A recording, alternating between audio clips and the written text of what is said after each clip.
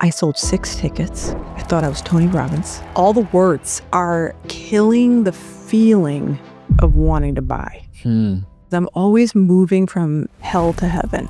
I'm always moving from hell to heaven. $108,000 in one day. Wow. Their lives got changed. My life got changed. It's so beautiful, the buying state to me. That was Eileen Wilder. 20 years as a pastor. Then she discovered offers, made her first pitch, and walked away with $108,000 in a single day. And today, we're talking about how to craft an offer that people actually want, the science behind why most pitches fail, and her hell to heaven framework that releases desire. And wait until you hear what happened when I threw out my entire presentation an hour before taking the stage. We talk all about it in this episode. Let's get into it. Eileen, thank you so much for coming. Thank you, Stu. So happy to be here. So you've got an interesting background. Yes. From a minister Yeah. to teaching people how to sell high-ticket products and programs. Explain to me that pathway. Yeah. Oh my gosh. I know. So I was a pastor for 20 years. I never would have ever thought that I'm doing what I'm doing now. But through a transition about 5 years ago, I went to a marketing conference and I found out and I heard about offers. And there was a bunch of other marketing terms and words I didn't understand. I remember actually they used the word avatar at the conference, and I thought they were talking about the movie. And I heard about offers and I heard about online business and all this stuff. And I just never heard any of it before. I got so excited. I ran over from the conference and I made this janky video where I made my first offer and I offered to help people. I offered to do life coaching. I heard about life coaching at the conference. Because once someone told me what life coaching was, I was like, oh, like, wait, that's what I've been doing for the past 20 years. But I was like, wait, do you get paid for that? And they were like, yes, I get paid a lot for that. And I was like, oh, okay. I'm taking notes. I'm writing it down. So I made this offer and I went home and that kind of started me on this path to where I am now, teaching offers, high ticket sales, events, all the things. And people come to you because you are absolutely top of your game in helping people be able to craft high ticket offers and then to be able to present it in a powerful way where the audience is like, yes, I'm in. Yeah. And it's a true skill set because a lot of times people freeze up, they stumble, they forget, they don't communicate the value, they're talking about the wrong things, and people are confused about what they're offering. Oh, it's so don't bad. see the value. Yes. So where do you begin when you're thinking about crafting a high ticket offer? Yeah. Well, it's so funny because this one event, years ago, one of the things I learned there was how Frank Kern said, in order to sell anything, you just got to find a hot market, ask them what they want, and then give it to them. And I remember writing that down and thinking, there's got to be more. Once I went home, I started digging into that, and I can do that right now. I'm teaching people this process as well, but it really started at first with listening. Like listening, what are people buying and what do they want to buy? And if I can listen to a room, to an audience, to what people are saying back to me on a phone, in an event, if I can listen, I can see exactly what they want to buy. It's not even deep. It's not even, sometimes I think we overcomplicate things as entrepreneurs and we get these very 20 things in the stack and then we, price reveal and them and all this stuff. And it really isn't that deep. So you almost have to unlearn, step back for a second and go, okay, they'll tell me what they want. Let me give you an example. I was just at an event and I was with very small mastermind, kind of a high level mastermind that we haven't. And I wasn't sure that I wanted to do it another year. So, what I did is I pushed my phone out, I put it on the table, I turned on the voice memo recorder, and I said, guys, hey, this has been amazing. How fun has this part? And I mean, wow. I don't know if I want to do this again, but if we did this more, if we kept going, or what would you want to do? Or what would you want to see? Or what would you want us to be about? And I just kind of left it hanging there. And what happened was just like any kind of normal conversation where they're like, wow, yeah, no, that was amazing. They're like, well, really would be amazing is if you could kind of go deeper on this thing and teach me a little bit more. I'd love some more one-on-one time, maybe some kind of Voxer, access, things like this. Just listening It was an hour and 20 minutes. I Wow. love the voice. And it was a small group. They had all paid over 6 figures to be there. So I was, we're just gonna, what do you want to create together? And at the end of that conversation, I said, guys, thank you so much for this. Let me sit and process with this. Let me think about what I'm willing to do from all this. And, I don't know, maybe I'll come back tomorrow with an offer. And if you like it, awesome. And if you don't like it, also awesome. So I came back the next day and just wrote down exactly what they said that they wanted. And they all took it. Huh. They all wanted to pay that again for another year. I think so often we as entrepreneurs are afraid to ask that question or don't know how to create the environment or the space for a client customer to feel safe. And we just make it this whole thing that it doesn't need to be made like that. Can I play devil's advocate? Yes. Somebody watching and listening may be feeling like, okay, sounds good, but if I ask for help, am I not like devaluing my own expertise in that moment? Yeah. So the invitation or the question for feedback lowers the positioning. It's almost like people are coming to me, to get guidance and help, and now I'm flipping it and asking for guidance and help. Good. Does that impact my reputation? I mean, maybe, but not enough for us to care about it. Like as entrepreneurs, I think if we're focused on how we're being perceived more than we're focusing on how can I create something that will actually serve this person, we're focusing on the wrong thing and it doesn't even matter. So we're optimizing for something that does not matter. And yet I have done that. So I say that and yet I have not listened to the degree that I desire to keep listening. But what I hear you saying is yes, Stu, but just go check your ego and just go ask what people want. Yeah. Oh my gosh. And you'll make a lot more money. Yeah. So much money. Yeah. Yes. Okay. So let's say that I've done the listening. Yeah. I've crafted the offer. Where I think you really shine head and shoulders above everybody is how you present the offer. Okay. How do I present it in an effective way that communicates the value and has people saying, yes, I want in? 100%.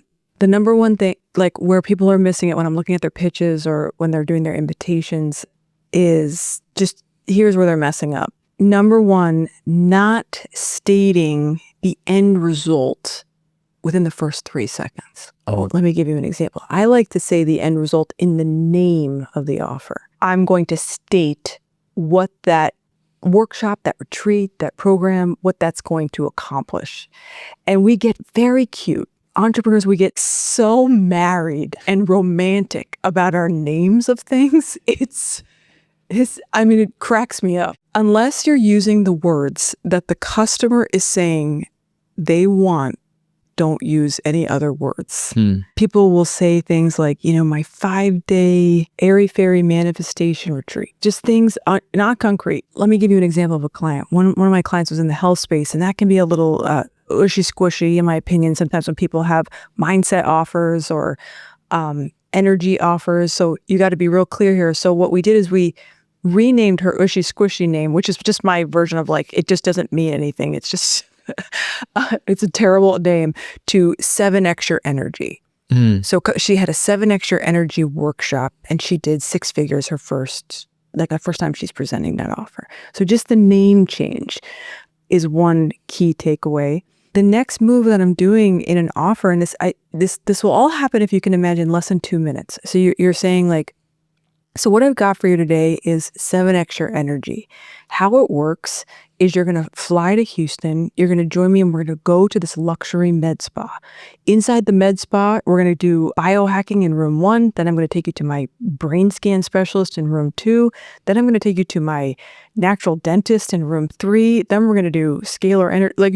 We're going to just walk through the high level overview of what's going to happen. And then we're going to go by the end. You're going to have 7X more energy and you're going to be able to want to, just kind of awesome thing. And then I'll say, does that sound like it would be helpful?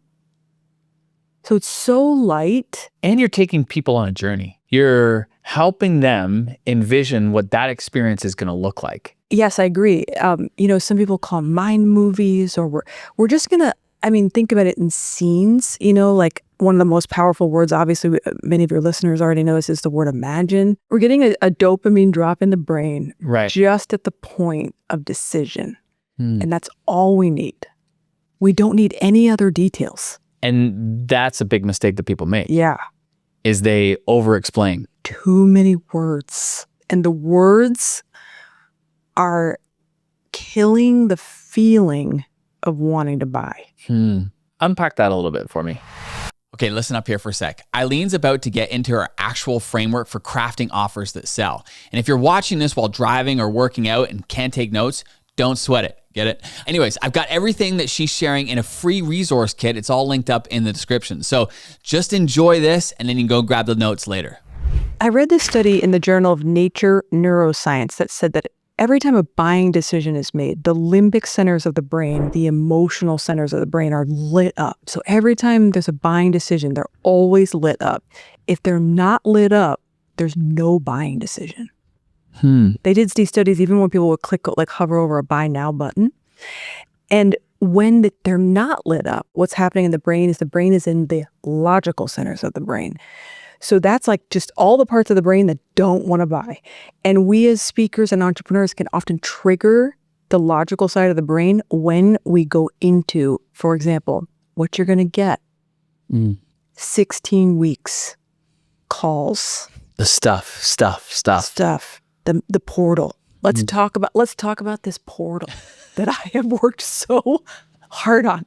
You know what I mean? It's like trauma therapy. I need you to know acknowledge what I have gone through. Don't click this button.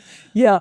So and they just don't care. So you want to move people in the heart. Yeah. You want them to feel. Yeah, we want to feel. How do we get them to that space? Yeah.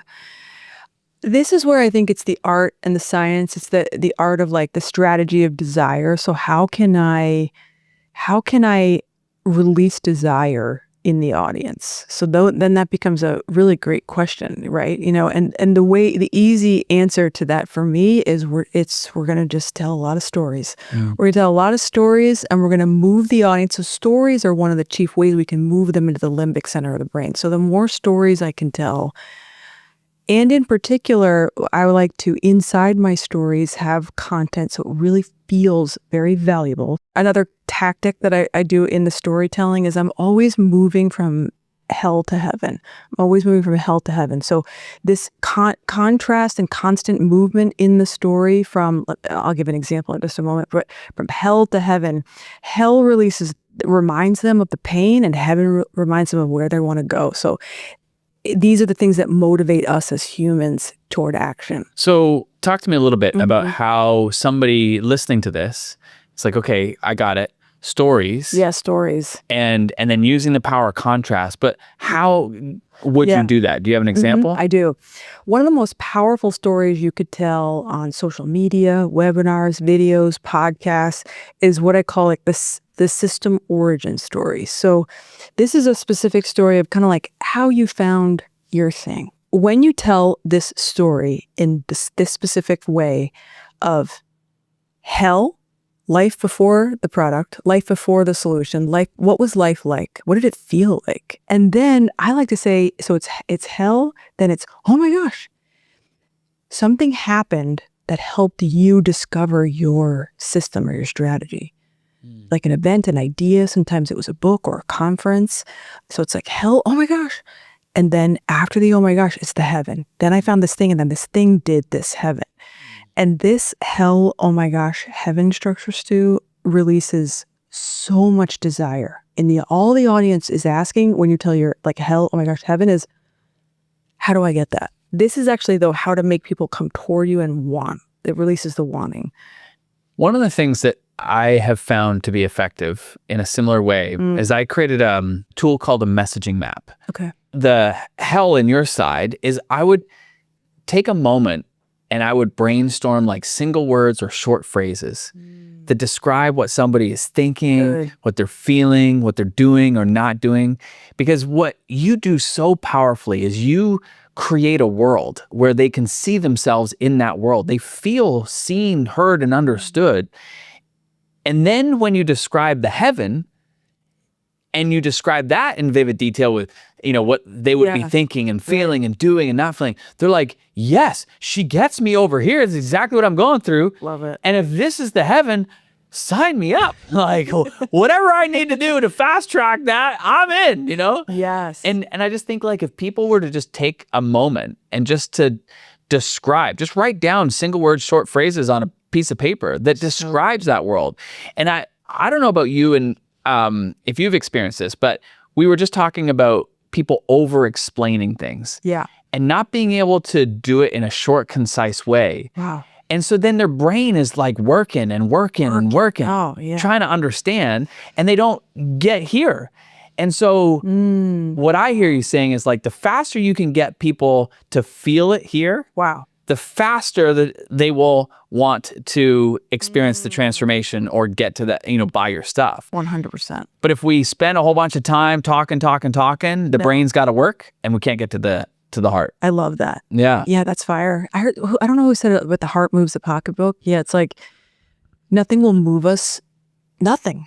Absolutely nothing will move us than hot emotion to buy. Like, this is what I love table rushes. It's so beautiful, the buying state, to me, because orchestrating the buying state, getting the table rush, and there's so much transformation that will happen in the life of a client or customer in that, like, the transformation is in that transaction. They have at that moment, Stu, believed they're going to get that result. Their faith is so high. Like, if they'll persist in that belief, they will get it. I want to ask you about your first big table rush. Yes. What were you thinking and feeling in that moment? When I had my first table rush, Stu, oh my gosh, maybe my favorite event ever. I sold 6 tickets. I thought I was Tony Robbins. And I didn't want the room to look too small, so I invited 6 of my friends. And so we had 12 people there. I was so nervous, and I made my offer.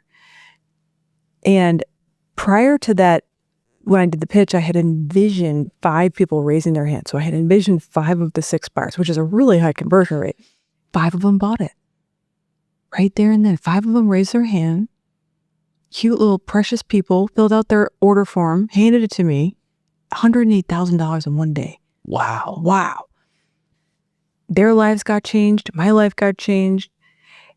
And since then, I've had table rushes of bigger amounts of people, but that day changed my life forever because the power of an offer made one-to-many to a group of people fastest path to cash. And then I remember sitting on the rooftop of, it was a Marriott Marquis in Houston, Texas, and I had my 6 friends that had come to support me. And they were all looking at me like, Eileen, how'd you do that? What just happened? And I was like, I know. And then I was like, guys, I can do this again. Like, I can do it again. Like this, like it wasn't just one time. Like, I learned how to do this again.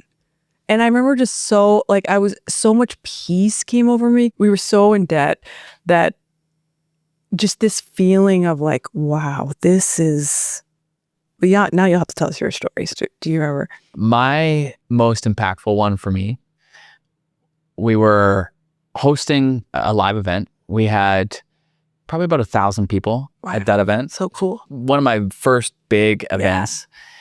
Yeah. And I had been taught by a mentor of mine that I have shared with you. Mm-hmm. And he had a very particular style. And I remember being backstage and I had crafted the offer and the presentation. Mm-hmm. And about an hour before I was to take stage, I remember this feeling inside of me, like, this is, I could, look at me, I'm squirming already just thinking about it. I'm like, this presentation is not the right way. And the feeling was like, that was the right way for my mentor to present it. It wasn't the right way for me. It wasn't my style. And I remember an hour before I was to take stage, and I turned to Rick, who was our marketing director. I said, dude, I'm not going to do this presentation. And he's like, what do you mean you're not going to do this presentation? Like, the whole event is designed to sell this thing, and we've been working on this presentation. And I'm like, it doesn't feel right. He's like, well, what are you going to do? I said, I'm going to tell stories. And he's like, what? And I'm like, we just have to kind of go with it. So I went out on stage, and I remember being so nervous. And I remember, like, you know, being so nervous, I knew my pits were sweating. Yeah. So I was like T-Rex out there. I was like, you know, I didn't want to expose the showing of hands. Yeah, everybody raised their hand. And but I got out there, and I started sharing stories, and I was sharing stories a lot like what we were talking about, like their world before and their world after, and the thing that helped transform. And I said, I want to help more of you experience that transformation. And I invited them to come and join for this program. And I remember being really nervous because I knew I was taking a risk. Yeah, right.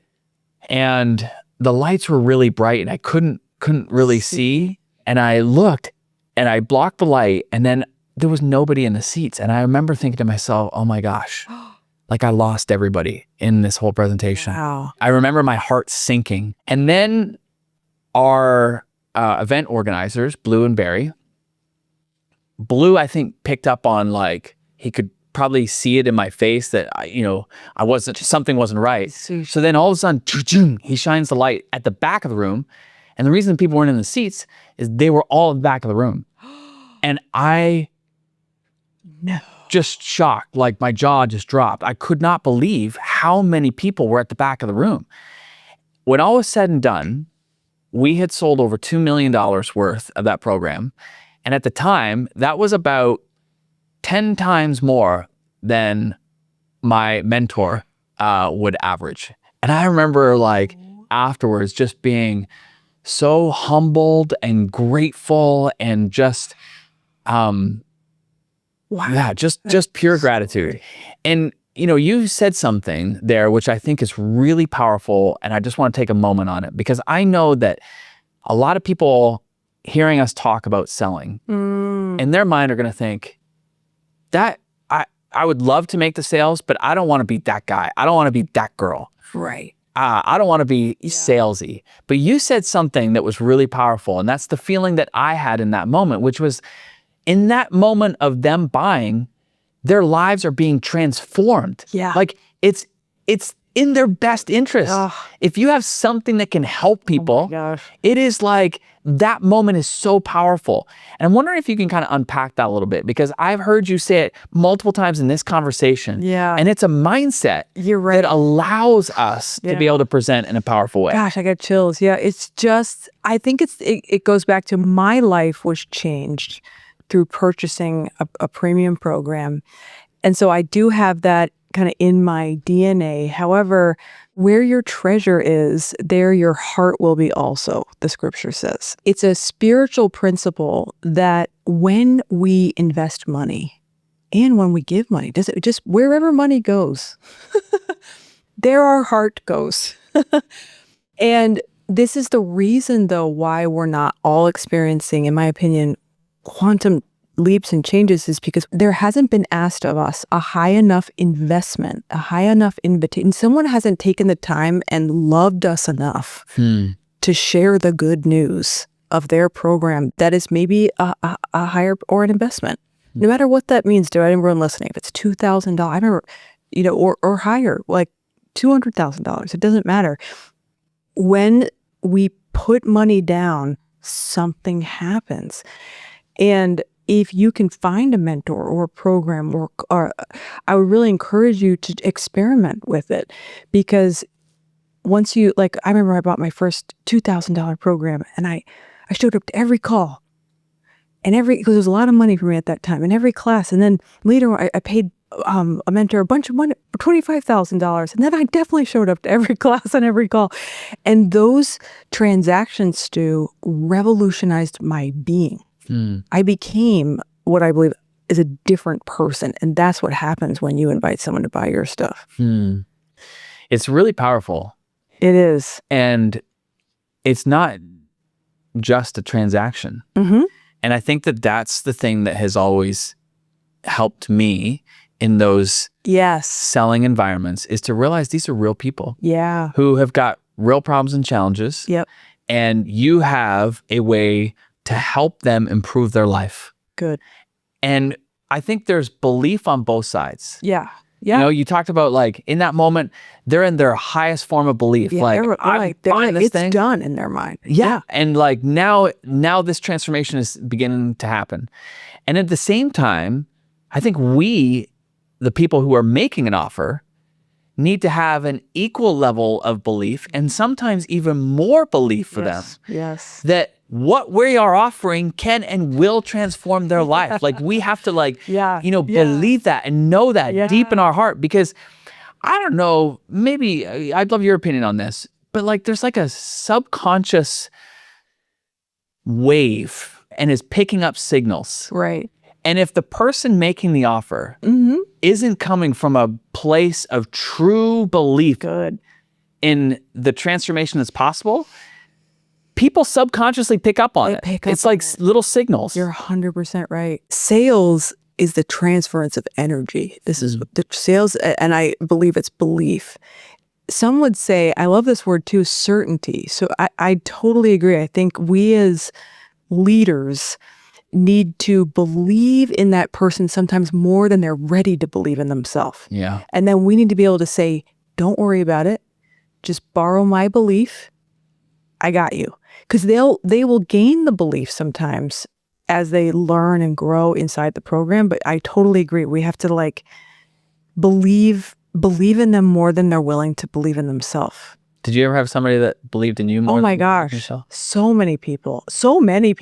Two that come to mind definitely are Russell Brunson and Myron Golden. You know, my mind gets flooded, Stu, with just think of everyone listening. Think about the coaches, the teachers, the parent, the uncle, the grandparent. Like there have been so many people that took the time to speak belief. And there are those same people in the entrepreneur and business world. And if you can, and I really think this too, that it's more caught than taught, like getting around the mentor, you catch something off of them that you can kind of carry forever. Like it's so cool.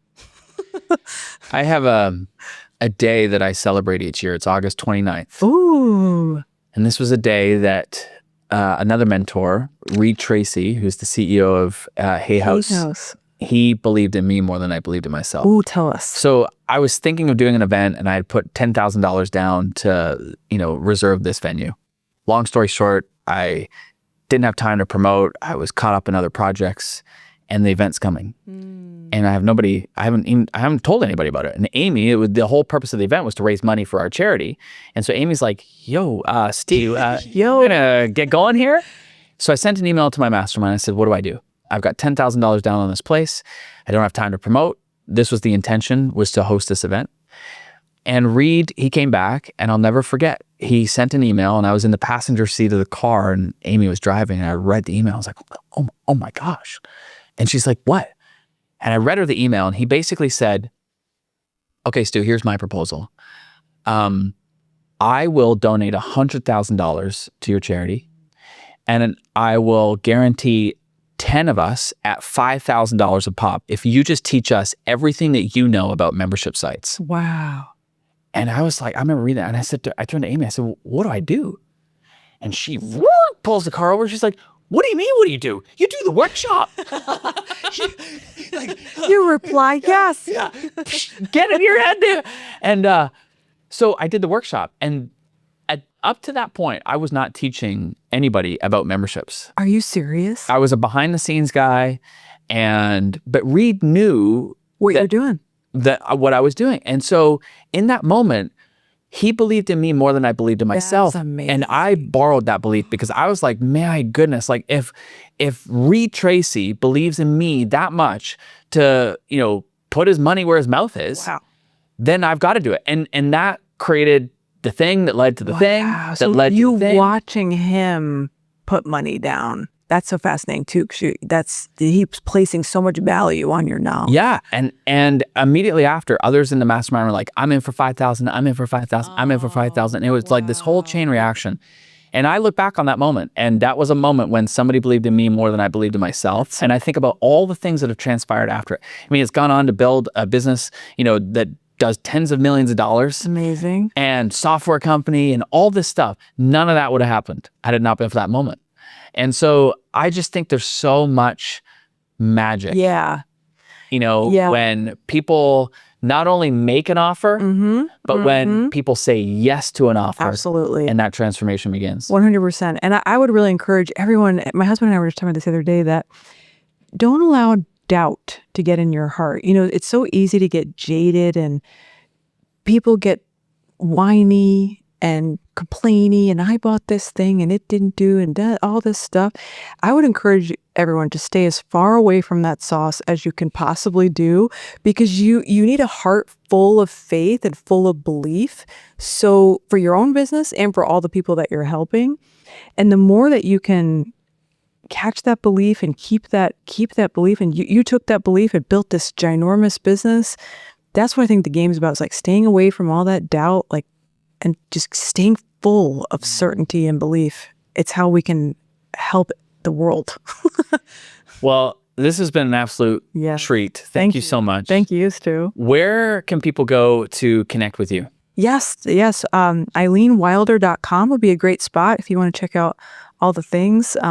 We have books and resources. We love to serve people with our stuff, so it'd just be great to connect with you. Or you can find me on Instagram, Eileen Wild, at Eileen Wild. You produce a lot of epic content on Instagram. Thanks. You too. Don't you love that we get to be alive right now?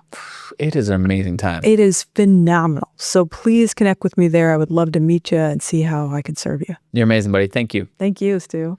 Dude, that was awesome. Yes. That was Eileen Wilder. And if this conversation helped you think differently about selling, then I want to encourage you to hit subscribe. We got new episodes coming every week. If you want to learn more from Eileen, I put together a free resource kit with her info, today's show notes, and her framework for crafting offers that people actually want. Just scan the QR code or grab the link in the description. Now, next week, we got Brandon Turner. He's got $1 billion in real estate as part of his portfolio, yet he's $700 million in debt, and he's got 3 years to build and sell a company for $50 million, or he loses $100 million. There's a lot at stake. We talk about all that, plus how to build a personal brand and use it as leverage when the stakes are real. You do not want to miss this episode. Can't wait to see you next week.